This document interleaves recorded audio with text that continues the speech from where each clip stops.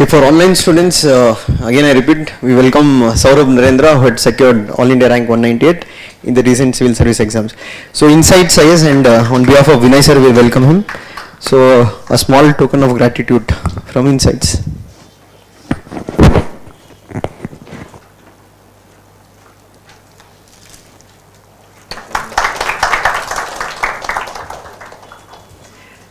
So to give a brief introduction about Saurabh Narendra, he is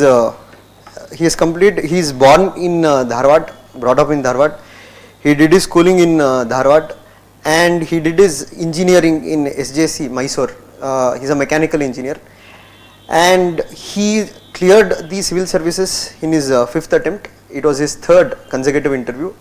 Previously he had missed the list by 11 marks and 7 marks. And finally he was able to make it this time and he'll be getting into Indian Police Service. And he's also cleared the prelims this time, he's writing mains again. And in the previous attempt, that is when he got 198, he'll be getting into Indian Police Service. So I think for rank improvement he's trying his luck again. So in political science he had scored 281, 133 in paper 1 and 148 in paper 2. And this is the journey of Saurabh Narendra till now. And as of what we have seen about Saurabh Narendra, you can see that in last 2 times, I think when he had written the last time or before that also with test series, every time he used to miss by 7 marks, 11 marks, but he never gave it up. So he kept trying. So that is what we say, success, you need perseverance. So with this, we'll begin the session with Saurabh. First, Saurabh will speak about his journey, that how it started, etc. Then we'll move into specific questions regarding PSIR as well as general studies. Then you can ask him any questions. So let it be an interactive session also. Okay. So with this, I will hand the mic to Saurabh.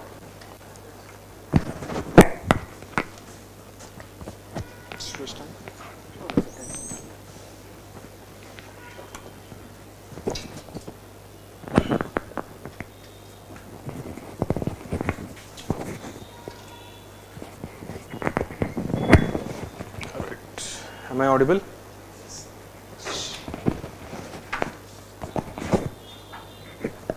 Very new to this, right? So, hello, good afternoon all.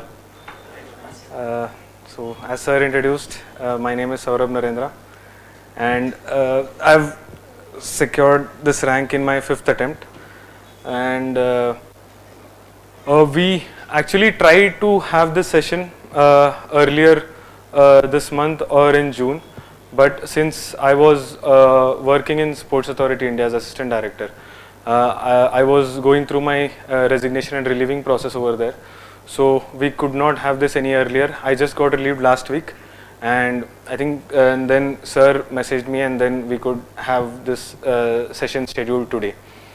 Right, so the main intention, before going to that, right, I mean, I just want to know, like, how many of you are writing mains and how many of you are all right, okay, only one, all right, so fine. So I'll try to address this session with the perspective that there are more, both types of people here, some who are giving mains this year and then some who are giving it for the next year. Right, so coming to PSIR, yes, this is a subject which I would say I've been, so I'll give you a brief about how my scores have been so far.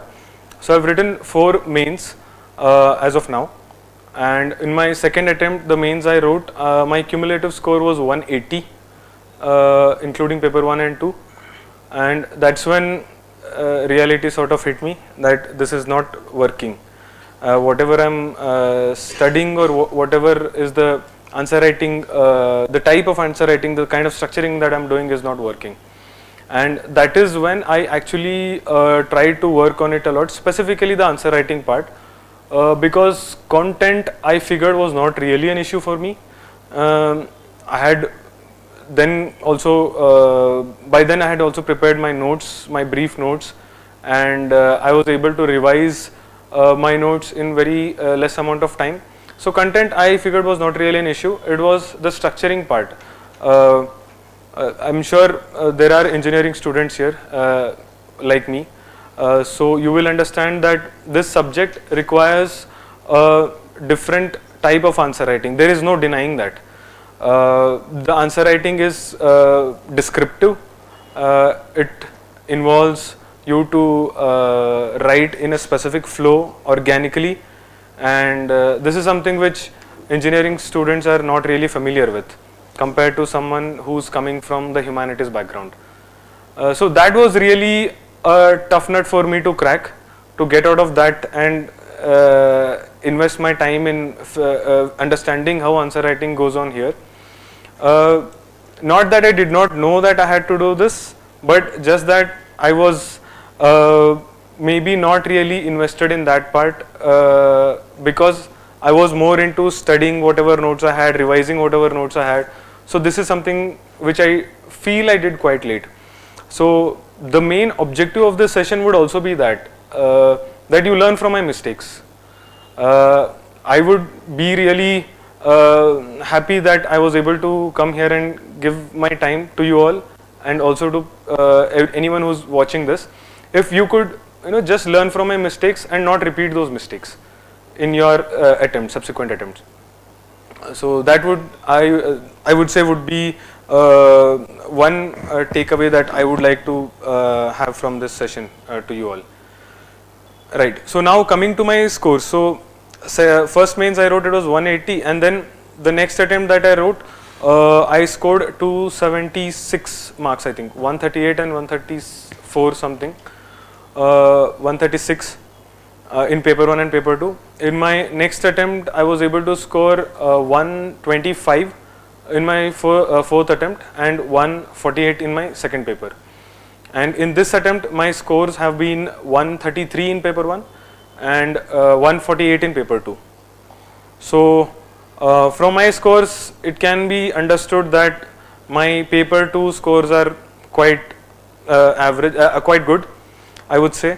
There are a lot of candidates who have scored even 150, more than 150, 160 also. This year's rank 1 is also from political science optional with very exceptional scores in the optional. Right. So this session would also, I would also like to talk about what are the things which I changed, what are the things I tweaked in my strategy, how I devised my answer writing style subsequently, and so forth. So we can have it both ways. I have jotted down some points that I would like to share, and then we can have an interactive session, or we can have a session. And if, right.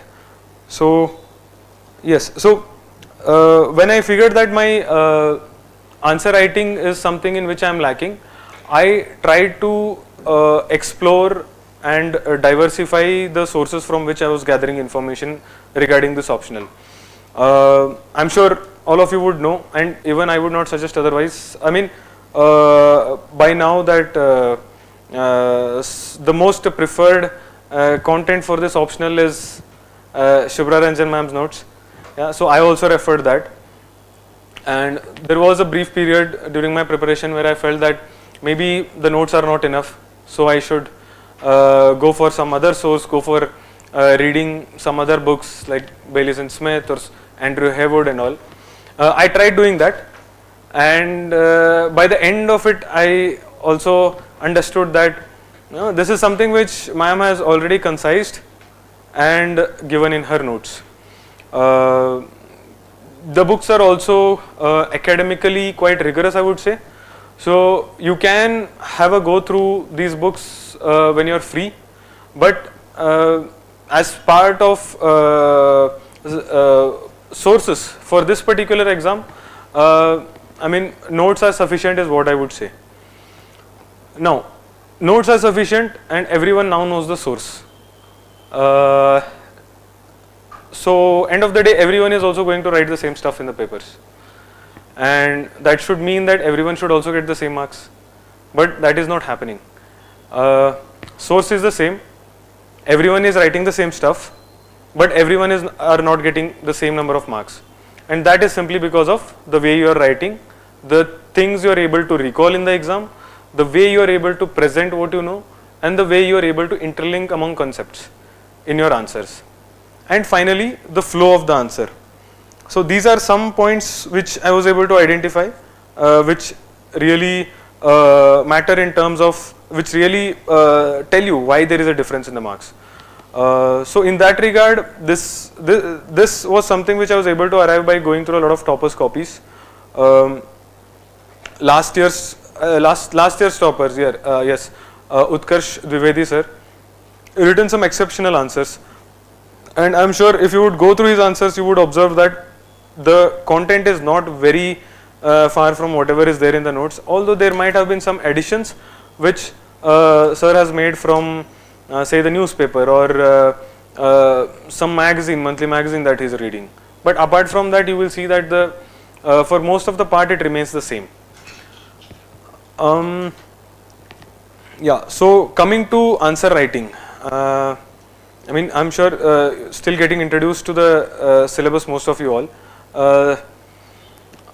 So the preparation, I would say, has to be approached in a very systematic way, in that there are parts in the syllabus, in the papers, part section A and section B in paper 1 and A and B in 2, and I felt that each section requires a certain different approach, not entirely different, but there is some amount of tweaking that is required in answering to the demand of a question which has been asked from a particular section. So that is also something which I tried to understand, and luckily for me it worked out in paper 2. So paper 2 I have been consistently scoring good marks. So we will talk about that. Before that, in political science answer writing, I would again like to reiterate the same fact that here the structuring of your answers is quite different. In that, now this is something which I feel personally, 20 markers and 15 markers, you write them like you are writing an essay. So for me that has been something which I always keep at the back of my mind when I am writing an answer, that flow is important, like how it is equally important in your essays, and equally important is the number of concepts, theories, other theories that you are able to interlink, the examples that you are able to write, the current relevance of the topic, that of the question that you are able to present. This also has to be balanced. Now this is something which we struggle with in essay, where the flow and the number of dimensions that we are trying to introduce has to be maintained very healthily. Otherwise, lot of dimensions, your flow gets distorted. Concentrating too much on the flow, you are not able to introduce a lot of dimensions. Now this is an approach which I sort of adopted in my optional answer writing, and I would say that really worked for me. Most of my answers, if you would see, are mostly written in paragraph form, including paper 2 answers, but there is no hard and fast rule as such. There are a number of candidates who have written it in point format and also scored good marks, and even in section B of paper 1, points are okay, and people have written it, just that for me it got I mean I took time to get used to it. So this is about the paragraph and point format, which is usually a quite often asked doubt in this optional. Now coming to the next important thing that I wanted to share with you all is the importance of previous year questions. Yeah, before that, notes itself, the content from where you are studying or revising. It is very essential to have extremely short notes of your main notes, because if you go through ma'am's notes, the source which I referred to, they are extremely bulky. My notes ran into like 5 or 6 notebooks, which is humanly impossible to revise in those 5 days gap that you get between general studies papers and optional papers. The target should be to revise this entire notes at least 2 times in between those 5 days. So your crisp notes or short notes that you are preparing, those also have to be prepared keeping in mind that you should be able to revise your notes at least twice in the gap between GS papers and optional papers, that is just 5 days. So what should these short notes involve? Yes, name of the concepts, the theories, the important keywords, any important quotes, lines from their books, the books of the scholars, so these kinds of things. Yes, so this really helps you in recalling a lot of things which then you would want to write in your answers, and also make sure that while doing answer writing, after revising from these notes, there is also this possibility. This is also something which happened to me and might explain my average marks in paper 1. It is that when you do a lot of revision from short notes, crisp notes, keywords, there is a possibility that you are not able to explain, argue or reason whatever you are writing. For example, it is very easy when, say, the concept of any thinker, like say Aristotle, is asked something like concept of property, his views on property. It is very easy to write just his views, some 1 or 2 criticisms, because that is what would be there in your short notes. But what an examiner expects when correcting the paper is that whatever you are writing, you are also able to reason it, why you are writing it, and what is the purpose of introducing this particular theory or concept, example in this particular context here. So arguments, reasoning, putting forth viewpoints of analysts or scholars who have commented on the particular theory, all this becomes important. So keep that also in mind when you do your answer writing. Now coming to previous year questions for the purpose of answer writing itself. Extremely important for this optional. You get a lot of these booklets which have compilations of previous year questions arranged topic wise over the last 10-15 years also. So get a hold of that and make sure that you have some of your best answers written for those answers.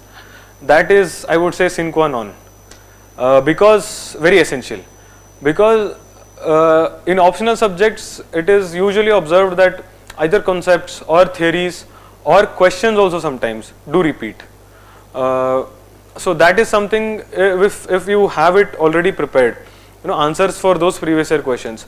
I went through a lot of a couple of, not a lot, but a couple of books which are already there available, say on Amazon or in the market, to come across a book which has the answers for most of the previous year questions, but I was not able to find one, or one that would at least satisfy me that alright, this is something which is really good and can be implemented.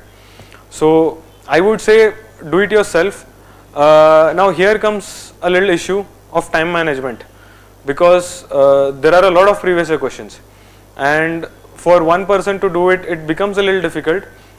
The same happened with me. So I got in touch with a couple of friends on Telegram. Now this happened very coincidentally. I was preparing alone, so I felt that I needed to divide this work. Luckily there were some other aspirants, some 4 or 5 of them, who were also of the same viewpoint, and so we split the previous year questions between us.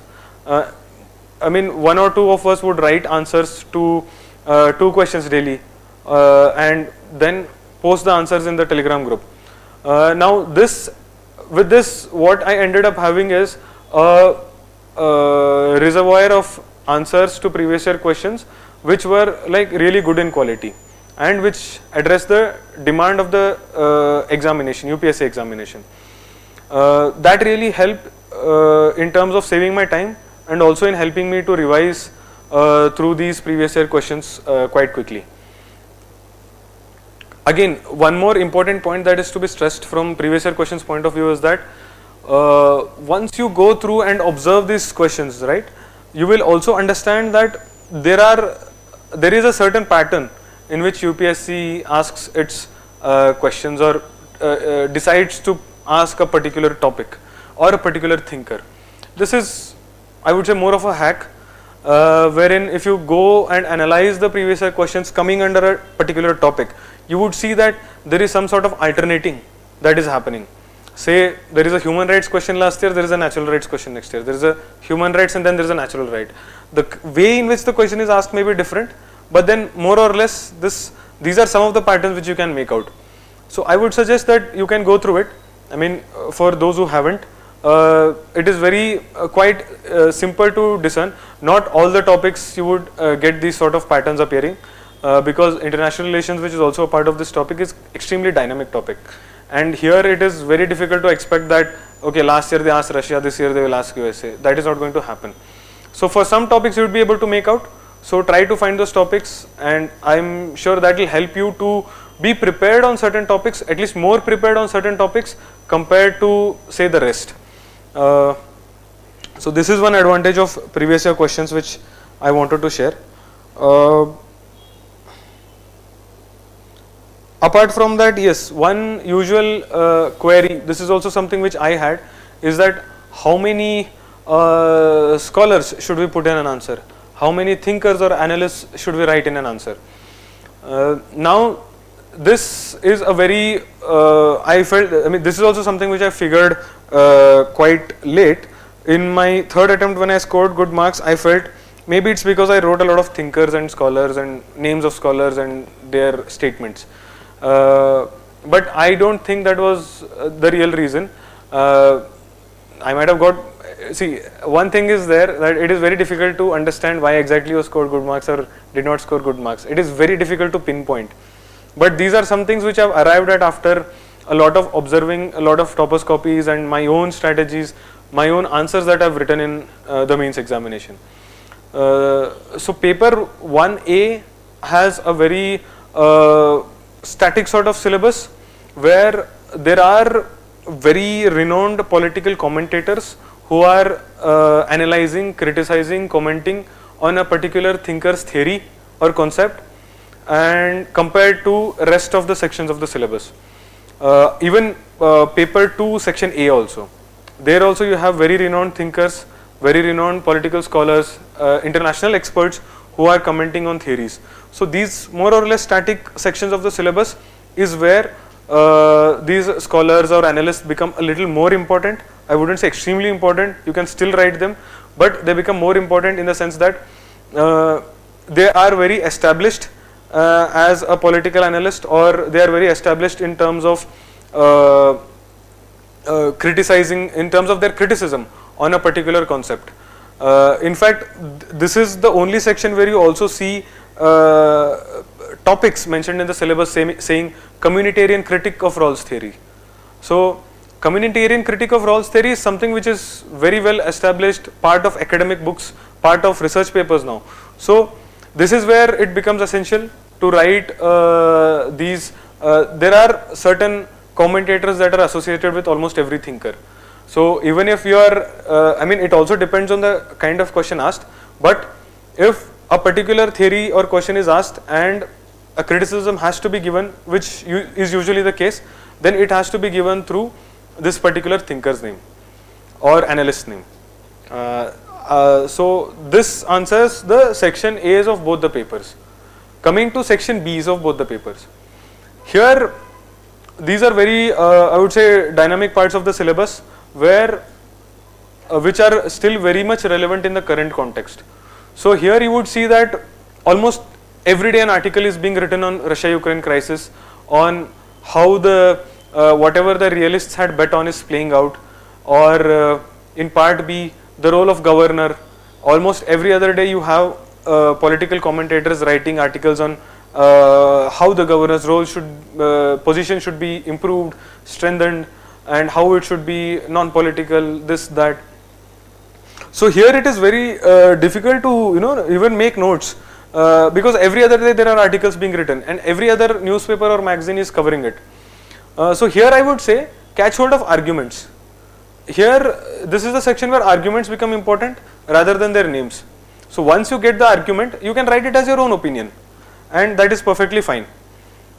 This is holds true for the Indian polity section and also for the international relations section, that your arguments, your opinions become important rather than the name of the scholar or the analysts. So I believe I have holistically addressed the number of thinkers that we should put in an answer part.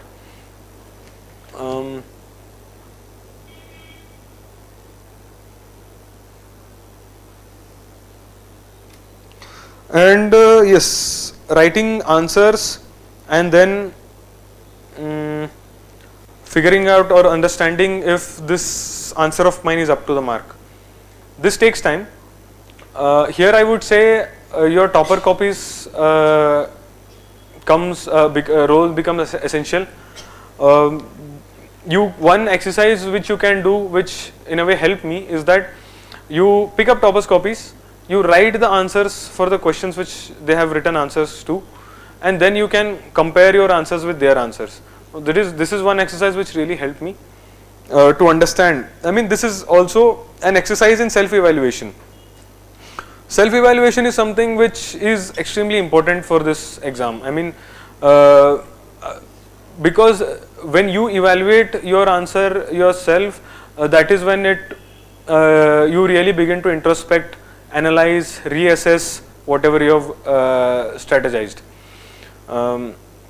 It is a little easier to do self-evaluation in GS because I mean, there is no dearth of content, good content. There is also most of the answers we write it in point format. There is one introduction, conclusion. The structure is fixed, more or less. So self-evaluation part is a little easier there compared to optional, and that is where this evaluation in self-evaluation exercise with the help of toppers copies, number one is helpful, and number two, you can always catch hold of Nikhil sir, a very accessible person, and this is where I also took a lot of help from him. Luckily I was also staying in Bangalore when I was preparing, so I used to write my answers, come to him. Now the thing is, sir's understanding of the subject is quite good, is very good, I would say. And for me, now though I see a lot of candidates opting for political science, but I don't know, maybe I was not so social, but I was not able to find people who were taking a political science optional, in Bangalore at least. So it was really difficult for me to even go and discuss with someone that, okay, this is something which I have written, so maybe share your ideas on it. And I was lucky enough to find Nikhil sir, and then I was really impressed and satisfied with whatever feedback he would give on my answers. And just you have to say that I was lucky enough to get Saurabh Narendra. No, see, the problem what happens is that many times we think that certain people who have written test series, and because of our test series people have got rank. It is actually the other way around. Test series can only attract the best talent. And you cannot make anybody directly score 300 if he doesn't have the content. So anyway, thanks for his appreciation, but it's more of you are lucky to get him to write our test series, and that's why I told this time also write 1 or 2 tests. So if you get the rank, next time we can also claim. Definitely, sir. Thank you very much. Yeah, so this evaluation part, that is where it becomes important. So I'm sure I've addressed that now. Yeah, so this is something which I keep stressing, is that I would like to share something, about the answer writing, structuring and the flow that I already discussed. That I would like to explain more on it with the help of an example. Say a question is asked on J.S. Mill's concept of freedom of speech and expression, and or tolerance or liberty and all. Now, usually the structuring should be such that you have a decent enough introduction. This should be in your notes. Introductions, and as far as possible even the conclusions should already be there in your notes. So you write your introduction about J.S. Mill or his concept, and then you set a background. You explain in one paragraph or 2 paragraphs the context in which he is making this statement, and then you talk about what is the core demand of the question, his concept of freedom of speech and expression. You reason it, you argue for it, and then you also link it with other concepts that J.S. Mill has given, like say his concepts on democracy, his concepts on women, his concept on tolerance. Now these are some theories of J.S. Mill itself which are very organically linked to the question asked. So that is how you should try to structure your answers, and that is what I could make out from a lot of toppers copies, how they answer these kind of questions in section A paper 1. And then a certain amount of criticism, reluctant Democrat, etc., inconsistent thinker also, maybe if it applies, but make sure all this is coming very organically and you are able to fit all these, even one or two examples also, how freedom of speech and expression is under threat now, and how it's fake news taking over, how it's an infodemic that happened during the pandemic, in fact. These kind of examples, current application also fetch you those extra marks, and then appropriately conclude it. Conclusion can be on the Indian Constitution and how it incorporates both his FOAC concept and also his harm principle, reasonable restrictions. So this I wanted to explain it with an example because I feel this is very essential, and I took a little time to get hold of this sort of structuring. Coming to what I feel, something which I can share very confidently about is my answer writing in paper 2, where especially the international relations part, which I find is very dynamic in nature, but at the same time I have been rewarded with decent enough marks also in that paper. Number one is definitely I'm extremely interested in reading international relations and knowing about things and etc. But then when it comes to answer writing, it's a completely different ball game. There, suppose a question is asked and it will be based on the current context only, something like say Russia's activities in Ukraine or whatever happened recently a couple of months back in Azerbaijan, so things like this. Now how do you go about tackling these kind of questions? So again, you start with an introduction, you set the background, the context, those kind of things remain the same, and then what you do, you try to link it with theories of international relations. These theories mostly you will find them in your section A paper 2, theories in international politics or concepts in international politics. So various those concepts or theories have to be applied in your questions which are quite dynamic in nature. Now this shows that you are able to apply these theories in the current context, and also this also gives a sort of good impression about you to the examiner, that you have not just superficially understood the concept and read the news, but you are also able to apply things at the moment. Apart from that, views of contemporary analysts, be it can be anyone. Here also again, like I have previously told, names are not so important, but arguments are important, their viewpoints are important, and there will be multiple viewpoints. Say a realist person would say something, and then someone coming from a liberal background would say something, someone who advocates for a lot of trade between countries, economic interdependence scholars, they would advocate something. So that those viewpoints have to be put over there.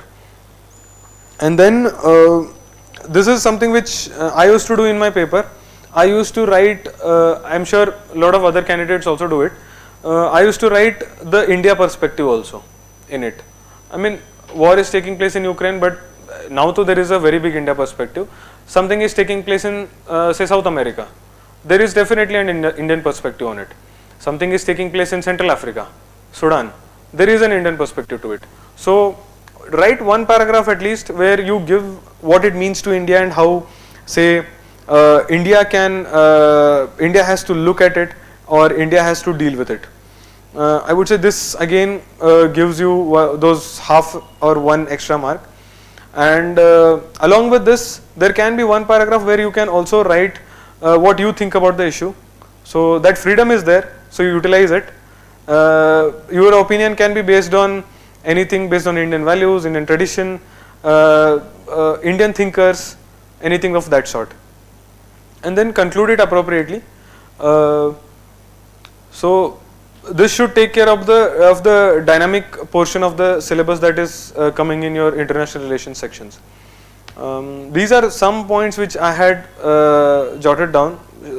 Those some of the mistakes or common confusions which aspirants, completely based on my experience, which I thought I should share. I hope they are relevant to you. I think now we can take questions. So we have few questions which has been sent online. Right, sir. So one doubt some students have is that when to start answering. Right. So answer writing definitely requires you to have some hold over the topic. This will not come immediately. So for that purpose, one thing which you can do is break the syllabus or whatever topics you have covered. Say you have covered J.S. Mill or you have covered Aristotle in one day, and you can obviously attempt questions on these thinkers. And this, I would say, is your initiation into answer writing for someone who is beginning to study political science and IR as an optional. This is how you can begin. You finish a topic and you write answers on it, and then what you can do is you can compare. If you have access to some topper who has written an answer on the same topic, or some model answer is available with you, but I would say this is also very cumbersome exercise. So that is why I suggested, if go through previous year test series and toppers copies, and there I am sure you would definitely find questions on topics which you have completed for the day or completed for the week. Pick those questions, write them, compare them with the toppers copies. I believe that is how you start. Obviously the first time you write, you will take a lot of time, and you will probably not include all the things that you have studied. You will also feel that your structuring has not been proper, but that is exactly what you should identify, because once you identify your mistakes, that is when you start rectifying them in your next answers. The other question is that for since IR, what sources one can refer? Right. So paper 2, extremely dynamic part of the syllabus, and for most of the static nature of the syllabus, that is comparative politics, theories in IR, some of the first 3 topics in section B also, continuity and change, and factors affecting Indian foreign policy making. For this, more or less the sources, so the content is quite available. It is for the dynamic part where it becomes difficult to identify content. One thing you can do is, and Shubhra ma'am also takes most of these issues, I believe, after her regular course. They do what they call a crash course in between prelims and mains, and that is when most of these topics are picked up. You can get hold of handouts that are given during part of this course. The handouts are quite helpful in understanding some of the current topics and what should be the content on it. One more thing you can do is search test series and ma'am's test series. They also help you in identifying what are the current topics, the dynamic topics that are going on, and you can accordingly make notes from the model answers of the same question papers questions that have been asked. So that can give you some sort of content. Now I can suggest you that you go to e.ir or the Diplomat magazine or this and that, but then the amount of time invested to the benefit, I feel, is very less, and these are, I would say, not very easy for someone who does not come from a political science or international relation background to immediately understand and identify what are the key points that the scholar is saying and then make notes out of it. So I would say that is where a little bit of help, support from your newspapers or your handouts or your model answer copies that come into picture. So one more many students have fear about especially IR, that they think it is too dynamic, in the sense, every new day, any new thing happens, that is becoming important. But do you think there is a trend in which the political science is the last question about even the dynamic part? So how would one need to approach that? How to identify issues? Right, sir. So, issues which UPSC asks in paper 2 is again there can be a pattern that can be discerned. For example, international institutions. Suppose United Nations is being asked, peacekeeping is being asked, WTO is being asked, IMF is being asked. So, if you go through the previous year questions again, you will make out that there is some sort of pattern that is emerging out of it. Similarly, for extremely current issues, for example, say last year there was a lot of talk about India and China, and there was a question, a 20 marker on the rise of China, etc. Now you cannot be exactly sure that this is going to be asked, so I mean it has to be so that is also a reason why your understanding of current affairs has to be as diverse as possible. That most of the issues, I mean any one newspaper that you are reading, Indian Express or the Hindu, it mostly gets covered. It will not escape you. But then it is your responsibility that you have kept your eyes and ears open, and you are at least aware that something like this is happening. Now, how do you address these kind of unexpected questions? Say there is something which completely you missed, and it's quite natural that it might happen. So how do you address those kind of questions? See, first thing which I would do in that scenario is to place it in which syllabus topic it is being asked. That kind of gives me an understanding, okay, this is the content that I have on it, and out of these I can select these concepts of theories or comments of analysts, and these I can input here. So let the question be any amount of any current affairs based question, any unexpected question. There is a very good chance or opportunity for you to bring it down to your theories, to your to the content that you have read. Just that you possibly might not be able to address the exact demand or holistically as you would want to, but then this is one way in which you can be sure of getting at least those average marks, and that is how these unexpected questions can be tackled. And given your clearing fifth attempt, so you had seen 4 failures, right? So like many students like last year were not able to clear prelims, they're disappointed regarding how to overcome disappointment, or how to ensure that one can perceive with this goal. Like how did you overcome your previous, let us say, disappointment? Because missing by 11 marks and 7 marks, it will take a huge toll. Right, sir. Yes, so I was extremely disappointed. There is no doubt about it, because I felt I had done everything that I can, but then I was not awarded. I mean, I would say multiple factors. Say interview marks, my GS marks, my this and that. It was just not adding up for me. But if there was one thing that I was sure, it was that since I am also missing by very low margins, I knew that there is a fair opportunity for me to crack this exam if I am able to identify these mistakes. Now, there are 2 reactions that one can have towards failure.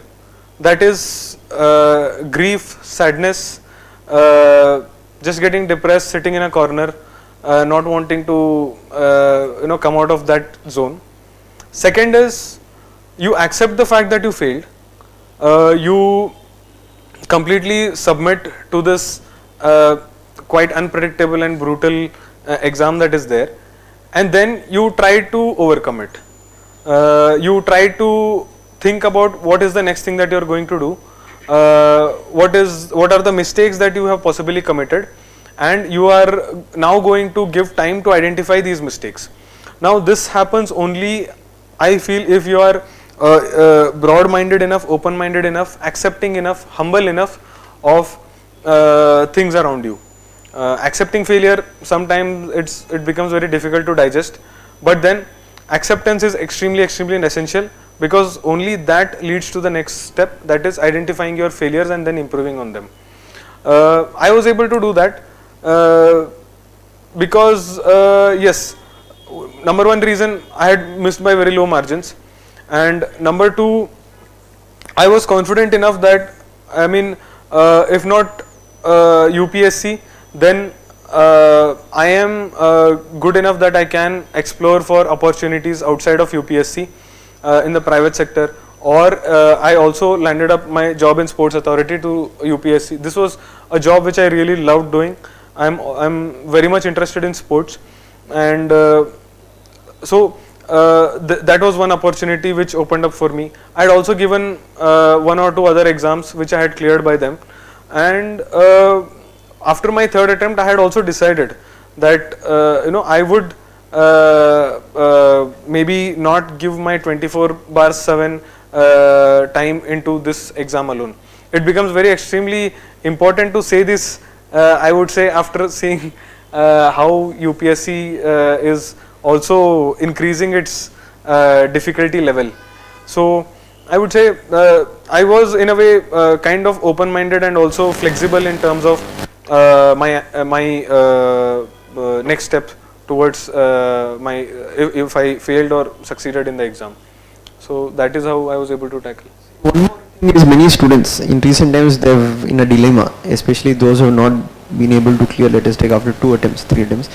So what is your suggestion, is that should they have a job and continue their preparation, or you feel that a full-fledged preparation would be the better choice? Right, sir. So I would say 2 or 3 failures, by that I would understand failures in prelims. I would say if you are, I would say at least one mains is something which every candidate deserves to assess what is their preparation level, what is the, I mean, how the amount of effort that they have put into this exam is getting rewarded or not. So at least one mains you try to write, I mean in your second, third attempt. I mean that is ideally what I wish, how it works for you all. I mean if it is in the first attempt, then to everything is sorted. It would be the best way to assess how you are prepared, etc. But then one mains at least you try to write. Apart from that, okay, fine, for candidates who have given like 3 consecutive prelims but still not making it, here I would say you've got sufficient time, you've been preparing for prelims, and prelims is something which I don't think even you would accept, that you study it, you study for it for the entire year. You have at least 6 months, 5 months, 4 months to get your mains GS notes ready, get your optional notes ready. I would say that time becomes very crucial, that you invest it in your getting your notes, your strategy right, and then you can then take up a job and also then attempt the exam. Because whenever the next time you are clearing your prelims, you are able to fall back on your ready-made GS notes, your optional notes, revise them, go and write. But then leaves, the amount of time that you will be able to get while you are working, that all has to be managed. Utilization of your weekends, your early mornings, late evenings, that becomes extremely important, and that is a decision which has to be taken at a very personal level. So it has to be prioritized. I mean, priorities have to be set at the individual level in that case. So we have a question from Puneet Raj. This is one of the most popular question. I felt why it has been not asked. Finally they asked, how many hours did you study? Right. So yes, I used to put in my hours, there is no doubt, but it used to be mostly just before the exams. I am not a completely a very bookish kind of person. I like to play a lot. I love playing football, and that also reflects in what job I was doing previously in the Sports Authority. I got into sports because I was into sports very much, and I am a quite an outgoing person also. So it is difficult for me to quantify the amount of hours that I am putting, and I would suggest you also not to measure your progress or your efforts for this exam in terms of the number of hours you are putting. you make a timetable, you jot down the topics that you want to cover in say 1 day, 2 day, 1 session, 1 week. So try to cover those topics.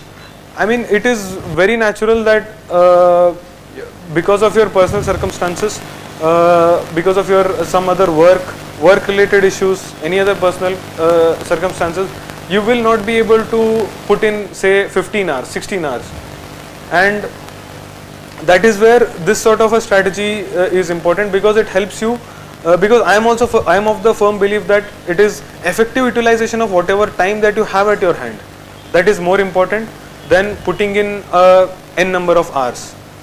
So make a list of your topics, make a very strict timetable, keep buffers but a strict timetable, try to stick to it, complete your topics, keep completing your topics, keep completing your sections of the syllabus, and that I would say is far more rewarding than say putting in a particular number of hours. You cleared prelims this time also. I think you had very little time given the results were announced. So how did you manage it? Because I think consistently this is your prelims. So what is the secret?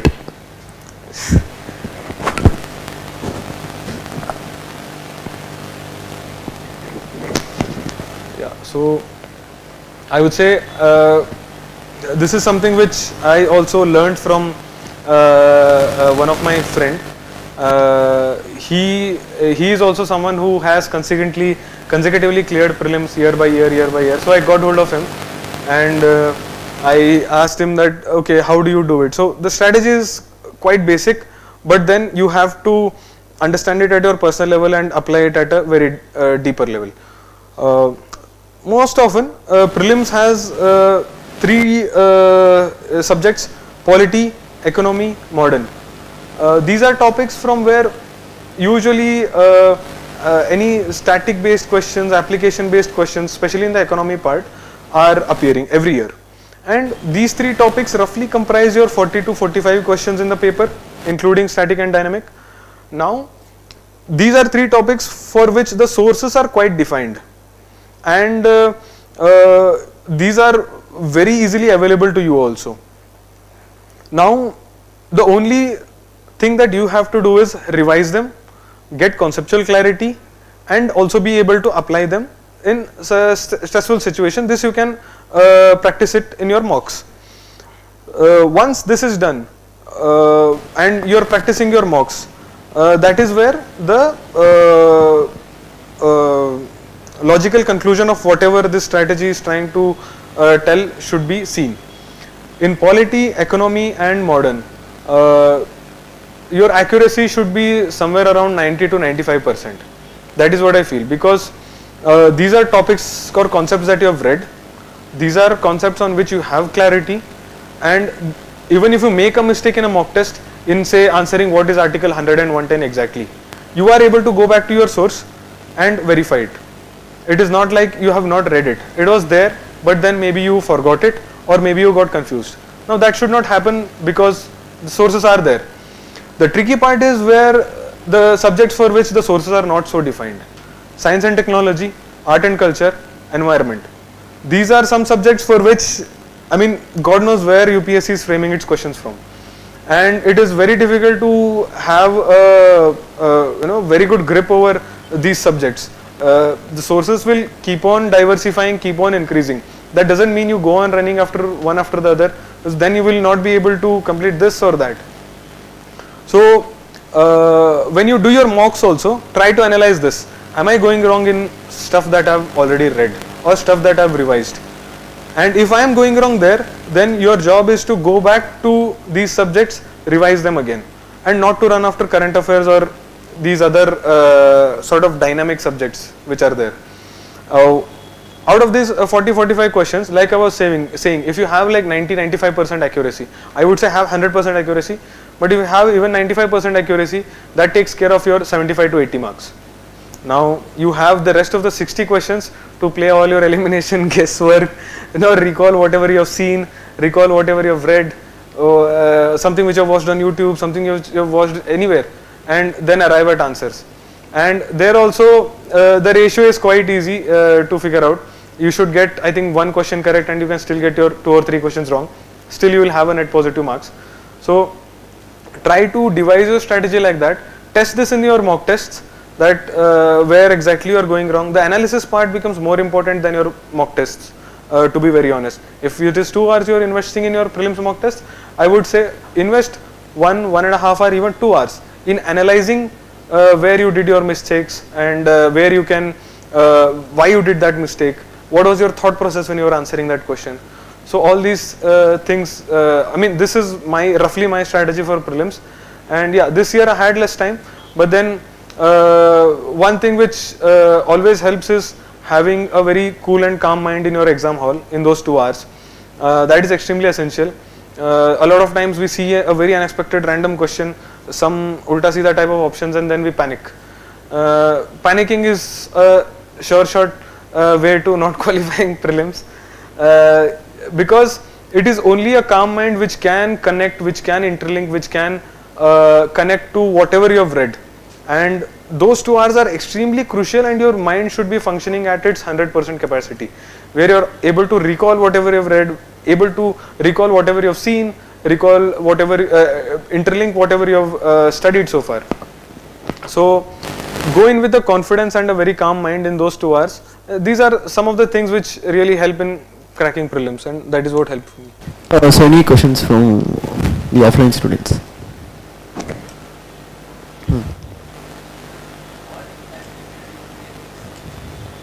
Yes. I chose my optional before I think I had finished graduation, or I was in my 4th year of graduation.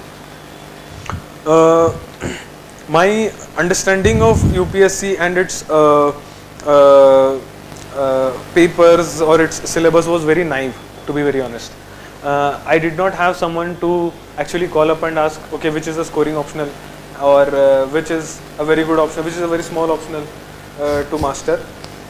So I went by one simple funda, that I should be interested in studying it. So based on that, I zeroed down on 2 or 3 subjects. I think sociology was one of them, and then political science was one of them. Engineering I was not going to take because I wanted to study something else. And then I read the syllabus, I read the previous year questions that were asked. I read a little bit about, I googled randomly some of the topics in the syllabus. IR was there, something which I had been following up since college. I used to read the newspaper and I was really interested in reading about international relations. So more or less that interest is the primary factor based on which I finalized on my optional. I did not know how it was scoring, I did not know if it had a good guidance, or I did not know if it had a particular source available or a coaching material available. Interest is the only factor on which I even till today, if I have to write the exam, I'm going to write it for the 5th time. Surprisingly, I'm not bored studying the subject. So interest is one main factor. There is one more question from Priyanka, who says that to what extent your PSIR optional added benefit in essay ethics? Yeah, this is also one topic I wanted to say. Essay, ethics, GS2 to obviously, and anywhere else that you can make out. Make use of your optional in wherever you can. As they say, knowledge is not just for accumulation, it is also for presenting in the papers. So you know about a topic, you have information about something, don't be hesitant of writing it in your papers. I have come across some people saying that you should not do it, your essay becomes a political science essay, or your essay becomes this or that. Now it is basic understanding that you should not write a political science essay. It should have very basic arguments or very basic concepts that are there in your subject. Like Socrates, Aristotle, these are also philosophers, they are not just your political thinkers.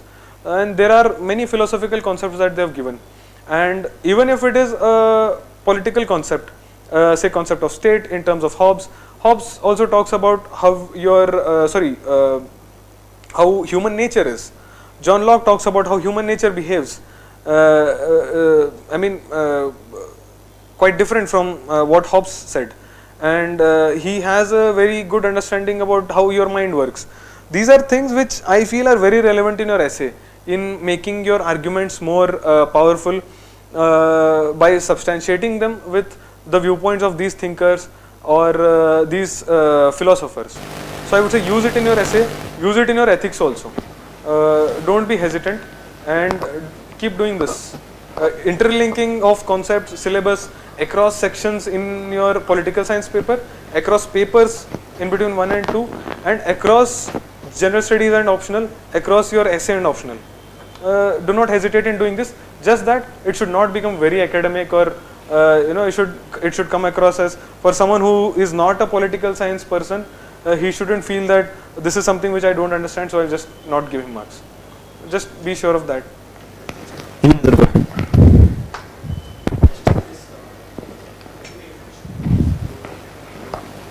Yeah, so test series, I write only full length tests. This is something which I decided after giving some thought, but this is something which is very subjective, so I don't think I should influence your decision. Sectional tests are also equally important, full length tests are also equally important, but I write only full length tests. So I try to write 3 or 4. Last year I wrote 4 rounds, 2 from search test series, 1 2 full length tests, and 2 from Shubhra Ranjan ma'am's 1 2 and 1 2. So totally 4 rounds of test series I was able to complete. Anybody else? Disadvantages. I would say disadvantages are manifested if you are not really interested in the subject, or are not or do not want to put in your efforts, because then you would one would get rewarded the kind of marks which I got in my first mains attempt. I scored very less marks. 180 is a very poor score, and although I felt that I had content on it, it is just because of my inability to understand the answer writing part, the structuring part of it, that I got very less marks. Otherwise, if you are able to overcome it, master it, I don't see that any subject has any disadvantages. Anybody else?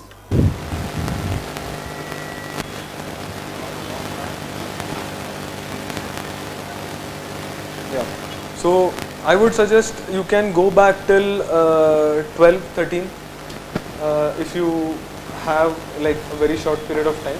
But if you do have time, I would suggest you can go even back. But that is not, I mean, UPSC pattern kind of drastically changed after that. So 12, 13 is decent enough. And many times one has to revise before giving their tests, because the student has a problem with recalling many concepts. Yes. So revision is extremely essential. I try to, if I am writing 4 rounds of tests, I try to revise once at least before writing those tests. So at least 4 revisions I know that I am doing. Now apart from this, there are those revisions which you do while doing your value addition. You do some value addition and then you revise a topic, or it is there as part of your timetable, so that is why you end up revising. So I would suggest at least 5-6 times to minimum I will revise my optional in between my prelims and mains. It goes without saying, this is something which I even suggested, between your GS papers and your optional, at least 2 times it has to be revised. So 2 times the revision there only is happening. If you are not able to recall, then the solution is very easy. Get back to your books, get back to your notes, revise. There is no other option for that. Anybody else?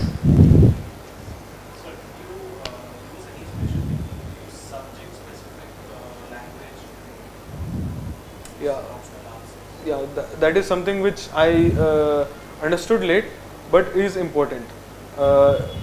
These humanities subjects, no, they have this particular style of writing, way of writing, and there are certain keywords associated with the subject. This is something which one would understand if you read the answers written by a person who has graduated in political science. I was fortunate enough to get hold of some papers like that, and that is when I understood that they are not, some of them they were not able to complete the answer because they required more pages to answer a particular concept, because they are used to writing like that, explaining background, context, and then that flow has to be maintained. But then UPSC's demand is a little different, so it has to be a healthy balance between your flow and also the number of dimensions or points that you are trying to put in. So that has to be ensured. But then what I shared previously, if you can think of it like an essay and approach it like an essay, this is something which it worked from me. You can try it out once before actually imbibing it. You can try writing with this sort of mindset, 1 or 2 questions, and then if it works out for you, use it. Otherwise, chuck it. There is no compulsion as such. So how to plan GS preparation? Because I think you have scored well in GS also. Yes, sir. So GS marks did improve for me this year. And how to prepare, I would say again, a timetable definitely helps.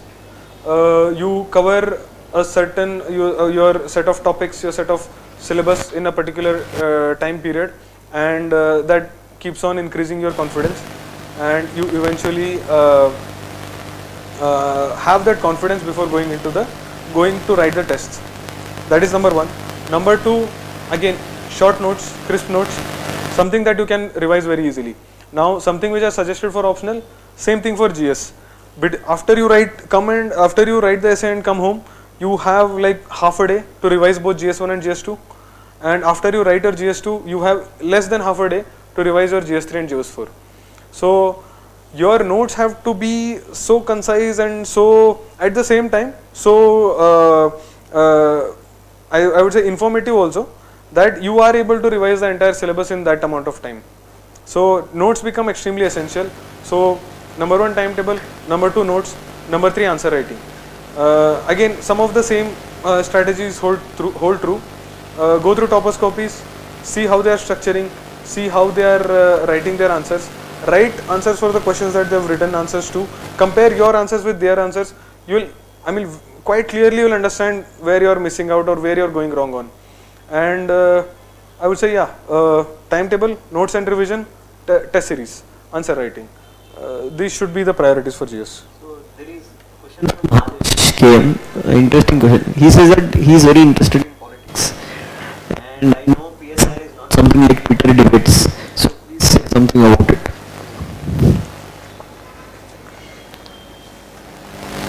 Yeah.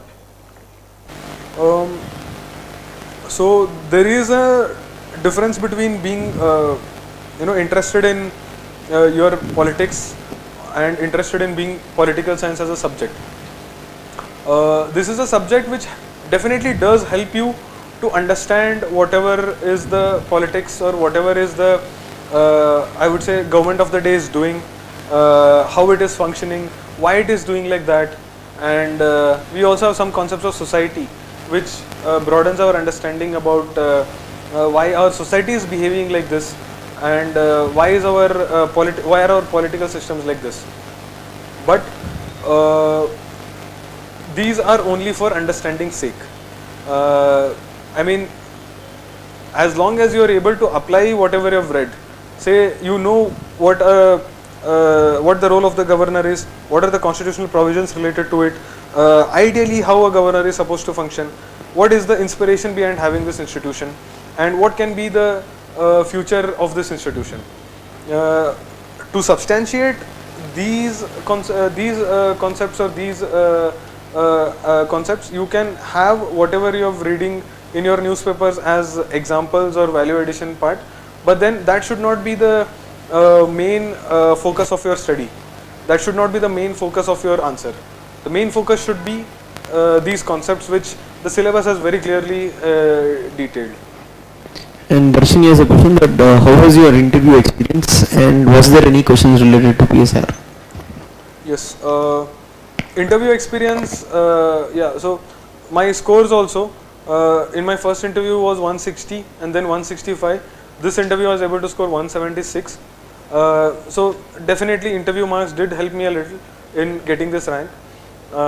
Interview experience this time was good. I felt satisfied coming out of the interview hall, and questions related to PSIR, yes, there were questions related to PSIR. In fact, I was told to analyze, because my interview was on Feb 2nd and the budget and the economic survey had come on Feb 1st. I was asked to analyze the budget from the perspective of a political science student. So I did that, and there were questions related to sports because I was working in that field, and international relations, connecting them. Now this is something which I had expected. So there were questions like, how would you improve relationship between two nations if you through sports, and can you give some examples for it, and so on and so forth. So these were more or less the questions related to optional I had. Suggestion for beginner who have started foundation course in PSIR, how to stick to the subject and complete the syllabus. Means on an average how much time it will take when you start. Right, so someone who is starting it, optional has to be priority number 1, because you would know prelims is what, in May or June now, and you have a lot of time till then. So optional has to be covered. It would not be wrong to say that about 70-75% of your time right now can be given to your optional subject. Don't calculate it in terms of hours. Based on the whatever time you have, at least 70-75% can be given to your optional, and then the 20-25% can be given to your GS as of now. Maybe after like 3 or 4 months, when you have sufficient understanding of the subject, your notes are ready, then you can gradually change gears. 50-50 can be the time distribution for optional and GS, and then as prelims nears, you can shift completely to GS, winding up your optional by then. So I would say that should be the long-term strategy. Any other doubt or any question?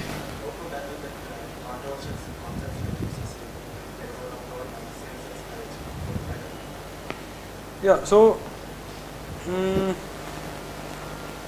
these are concepts which are debated a lot, but not, I wouldn't say controversial per se, because your constitution is talking about UCC, your Supreme Court is talking about same-sex marriage. So what is important in tackling these concepts is to have a very open mind.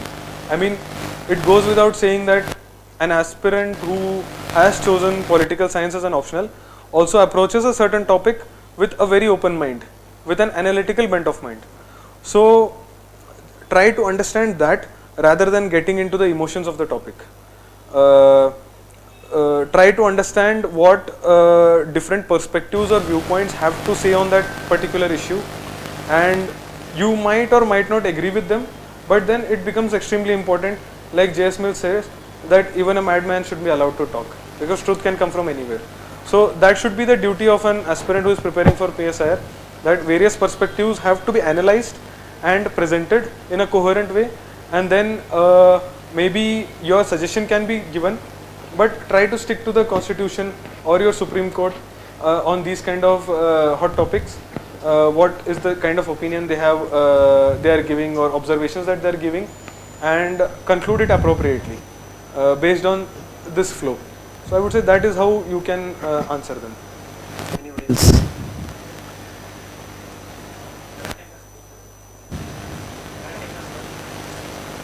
Current affairs? How will manage for PSIR? Because since it is dynamic. Yeah, so current affairs, to be very honest, I do newspaper, Indian Express, and sometimes someone like say C. Raja Mohan writes in it, and in the Hindu, Suhasini Haidar madam writes in it. There are very some catchy phrases, keywords that they use. Those you can use in your, those you can like make a note in your notes. Apart from that, like I said, there are some very raging issues that are going on. The rise of China, the emergence of sort of new sort of Cold War emerging, decline of US hegemony, the Russia-Ukraine crisis and how it is going to play out, how multipolar world order is going to play out. So these are topics which going through your syllabus also, you can very vaguely make out that these are going to be the topics that UPSC is going to be interested in. Now you are going to make your introduction and conclusions and your notes related to that on these topics, and make sure that you have them at one place, be it offline. Online it becomes a little easier that you can just hit backspace and type it again.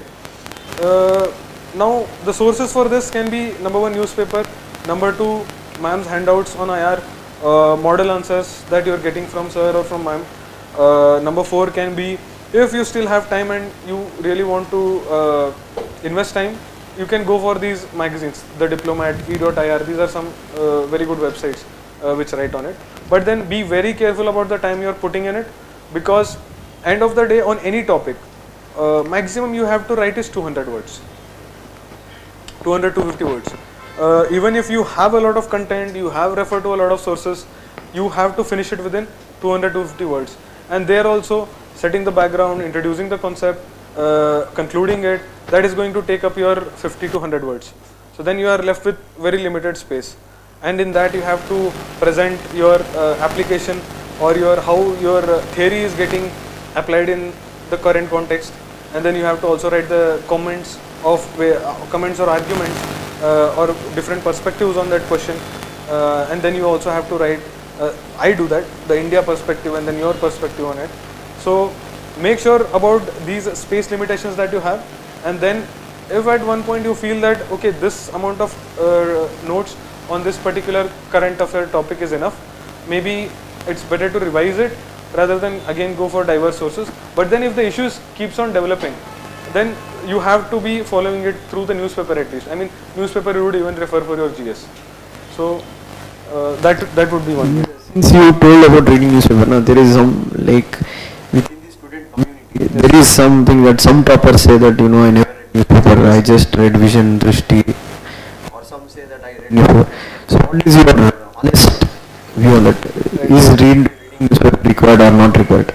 Yeah, I completely understand people who say that they did not touch the newspaper and only monthly magazines help them, and it might have worked for them. I mean, it did definitely work for them. There are many who have cleared without reading newspapers.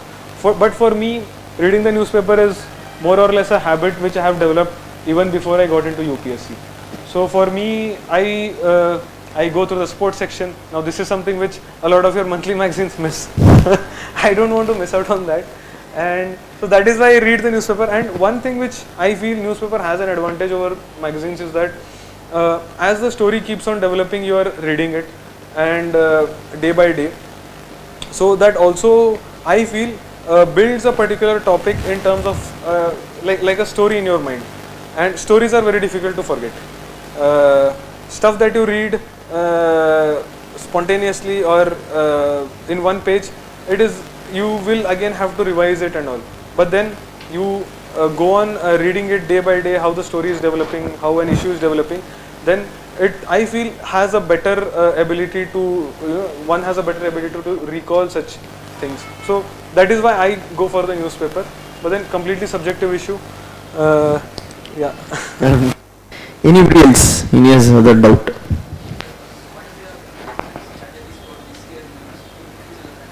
Yeah, so this year I'm, as you can make out from my score, my paper 1 scores are not that great. So I will be working on that. In fact, I'm trying to go through some Topless Copies. I think now I have identified where exactly I was going wrong, and maybe these are the some things which I can improve. So that would be one part.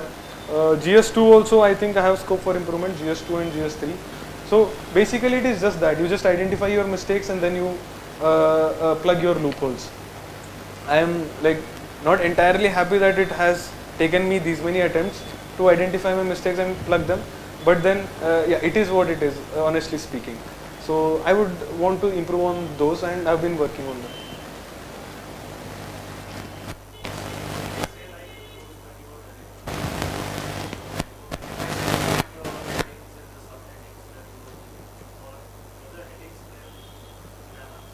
Yeah, so there are no headings or subheadings in my answers or in my essays.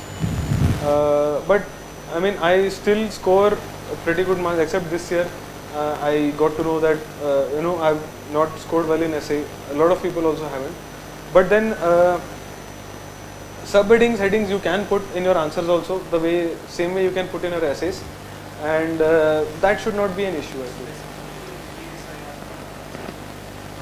No, I do not use headings or subheadings. I just write it in one go. This is completely subjective. You can still put headings. I've seen a lot of Topless Copies now where they use headings. So left to you completely.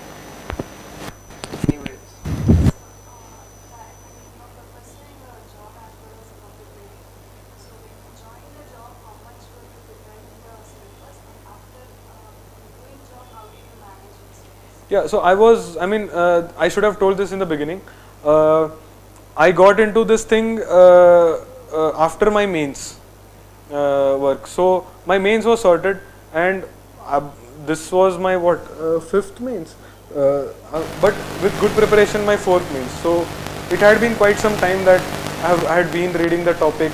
Only thing and also because I go all the way to interview and then I have to again give prelims and then this cycle repeats. So I usually get very less time in between to update my notes or anything. So whatever IR updation, whatever GS updation, value addition I have to do, I end up doing only between this prelims and mains phase. And that has to be done. There is no other option for me. Only for the interview phase I was working by then. Mains I had already given. So managing the interview was not really an issue because end of the day it is not as rigorous or as hectic as mains. So that part I was able to manage utilizing my weekends and then my evenings after work. Anybody else?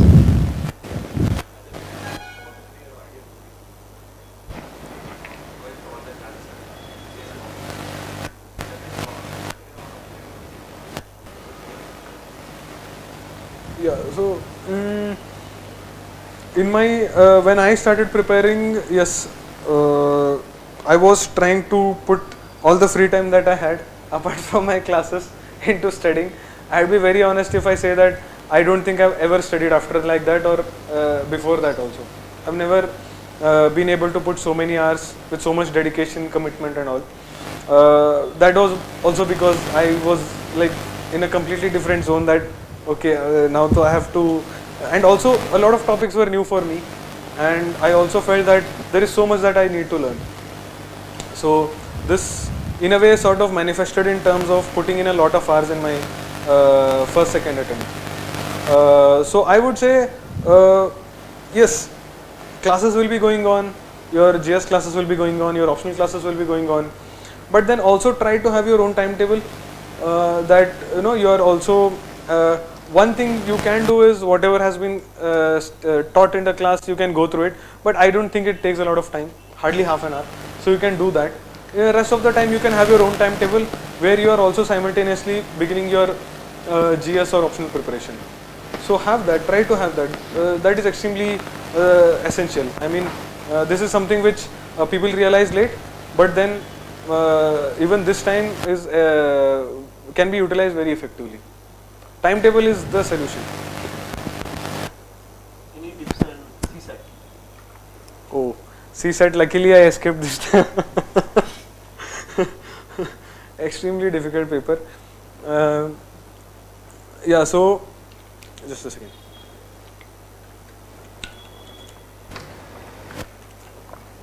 There is no denying the fact that since I think 2019 or 2020 it has been progressively, exponentially becoming more and more difficult. But then, yeah, so I would say I had a little bit of understanding that math would not be tough for me coming from an engineering background, and it was not till even my last attempt. I used to, I would say, solve a couple of papers, one or two, and then go through PYQs and then just directly go to the exam. A couple of my math used to go right, and then English also luckily I never faced an issue. That is, I would say, one benefit that I had from reading newspapers. Someone was asking, yeah, newspapers. So I felt that is where my English comprehension and understanding skills maybe are quite decent. So I did not face an issue, but this time because of shortage of time and also because the paper was so tough, I felt it was really difficult. But then it is not something which cannot be qualified or conquered. I have a friend, my flatmate itself, who is a BAMS graduate, has possibly not come across mathematics after his 11th and 12th, failed in CSAT 2 times even before this, but then he put in effort. He finished his like numerical topics are there, streams, boards, man and work. So these are some repetitive topics, themes, permutations and combination which are appearing, divisibility and number series. So some of these things he identified, and he really tried to solve all the different varieties that are there on them, and he was also able to clear this time. So just that CSAT before these last 2-3 years, maybe candidates were not putting in so much effort, but then CSAT is also something in which you have to put in effort and make sure you have a, some space for CSAT in your timetable, because it is getting difficult. We will have to accept that fact and work accordingly. So we have to be flexible enough to change our strategies and then work on our numericals and also comprehension skills. Anybody else? Any other question?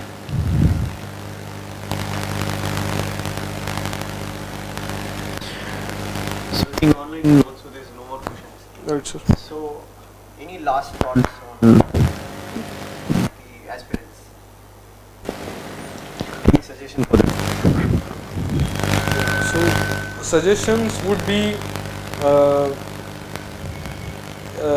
considering most of you here are sort of getting into this, I would say more than anything, I mean, I know you could have taken a job somewhere, earned money, and like most of your friends have done, and things would have been set. But then since you have made this conscious decision to give this exam, make sure whatever time you are investing here, it is going to be worth it. Time is extremely scarce and extremely important, more important than the opportunity cost or that you lost by not taking up, say, a job or something, because money can be earned, but then time is something which is extremely essential. I don't mean to scare anyone, but time is important, and make sure, I mean, have fun even a little bit. I used to also meet your friends, spend time. I mean, even we need, talk to your family, talk to your friends. We need some sort of mental support also at times, but then put in your hours, because only putting in your hours is going to help you build that confidence, and confidence is what helps you in sailing through this exam. So try to keep these things in mind, and once that you've made a decision to give this exam, give your 100% to it. And there are a lot of friends of me or other aspirants also who have cleared it in say 1 or 2 attempts also. So it is not that it is difficult, it is just that you need to have that understanding about the exam, and then the right strategy, and then the right amount of effort from your side. So try to keep your focus in that manner. I think one of your friend Shashikant Vibhuti. Yes, sir. I think he's known in the UPSC. Yes, sir. So he's a friend of mine. Just 2 days back, I got a very good news. I mean, this is something which made me, happy beyond words. More happy than when I saw my results also, because he is one person whose example, I would say, is very relevant when you use the words perseverance or resilience or commitment towards something. Now this is a person who started his giving his attempts when he was 26 years old, comes from a not so well to do family, agricultural family,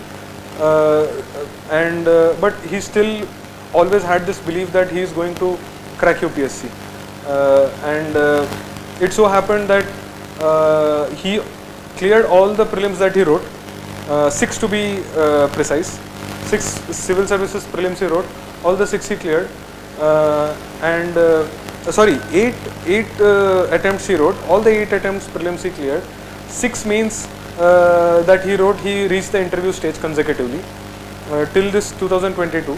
So 6 interviews before 2022, including 2022, he was able to give, but then he was not able to make it. He would always miss the cutoff by maybe due to his optional or interview, this or that reason. But then, and at the same time, he was also running out of his age limit and also the number of attempts. And this time, luckily, he had written the forest services exam. Although his prelim strategy that I shared with you is something that he shared with me. He always used to score 130 plus in prelims, and almost every time he also used to clear the forest cutoffs. But then because of his height, there is a height criteria in forest services which he was not able to qualify. I think in 2020 or 19 they relaxed it, and he was able to qualify for the forest exam. And this year he wrote his first forest mains, and I'm really happy to say that he secured All India rank 41 this time. And this was like the last attempt, last of the last, after which yeah, so that is something which really inspires and motivates. But there is also a very practical lesson that we all have to draw from it, that no doubt he was a very exceptional candidate. He's clearing prelims every time with more than 130 plus scores. He's reaching the interview 6 times. So, you know, somewhere again, energies could have been diverted into, I mean, this is something which I discussed with him also, that the amount of enormous energy and effort that he was putting into this exam could have been invested in say some other exam or some other avenue where he could have really done wonders in these last 3-4 years. But then due to various reasons, including familial condition, he was not able to. But very fortunate and very blessed that he was able to make it in his last attempt this year. Also, because he had posted his pic that day in WhatsApp, and many people had spoken about him. So that's what this exam is all about. If you have confidence and if you persevere, and that's why I told, like even see, missing something in prelims, it's fine. You have a lot of time to come back. But missing out in interview, and again you have to write prelims within like a week's time, 15 days. It takes a lot of resilience, and you have to have a lot of confidence with you. So with this, I'd like to thank Saurabh for his time, what he has given to us. We are grateful from Team Insights, and we hope and wish him the very best to get into Indian administrative service. And thank you all for coming and attending this session. Okay. Take care. Goodbye. Thank you all. Thank you for coming, and thank you for attending the session.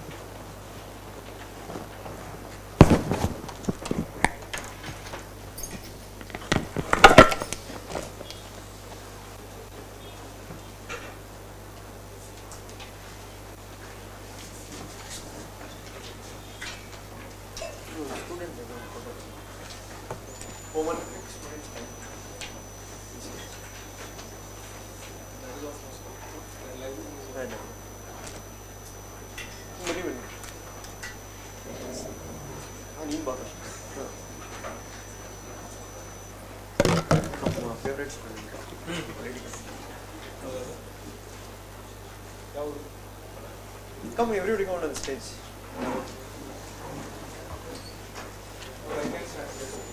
Yeah.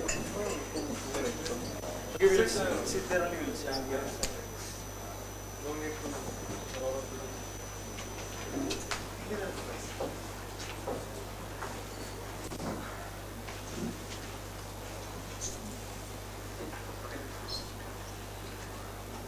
they are all visible.